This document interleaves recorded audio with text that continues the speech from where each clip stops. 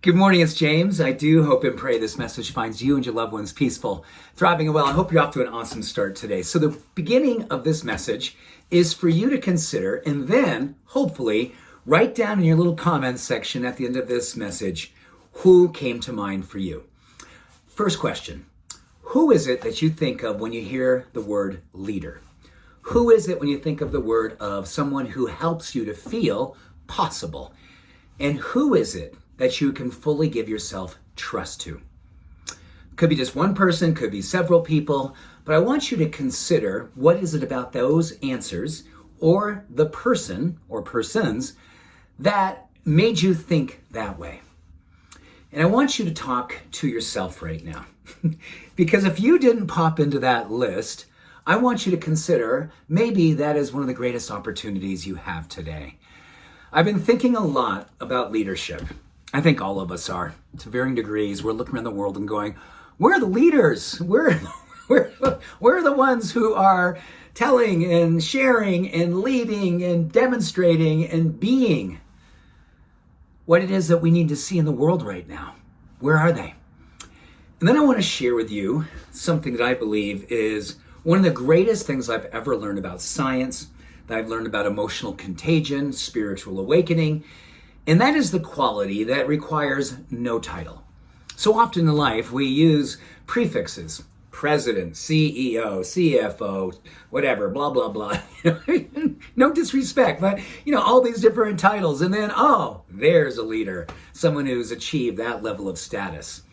Well, I want you to know one of the most beautiful qualities that we do understand about humanity is that humanity doesn't really connect emotionally or spiritually or even physically and neurochemically with titles.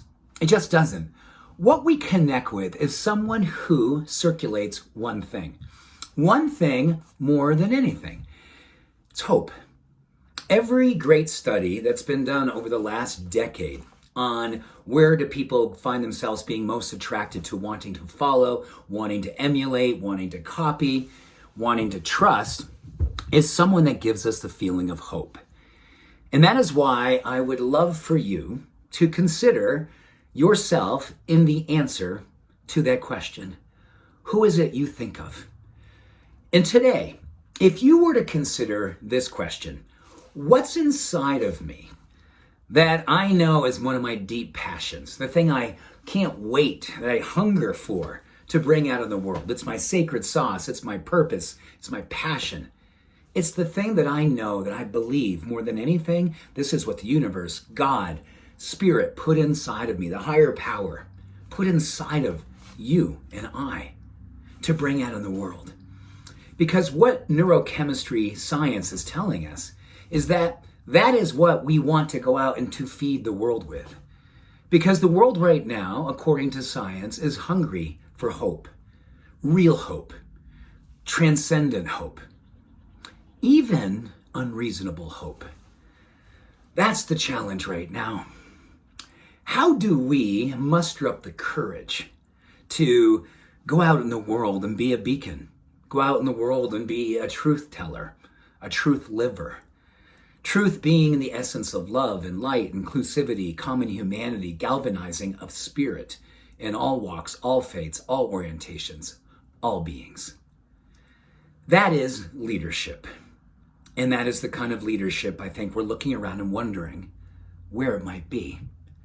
Well, if you were to turn this camera around and have it face you right now, it's you. It begins with you. It begins with me. It begins with us deciding we don't need a title, because we do in our hearts know the truth of who we are.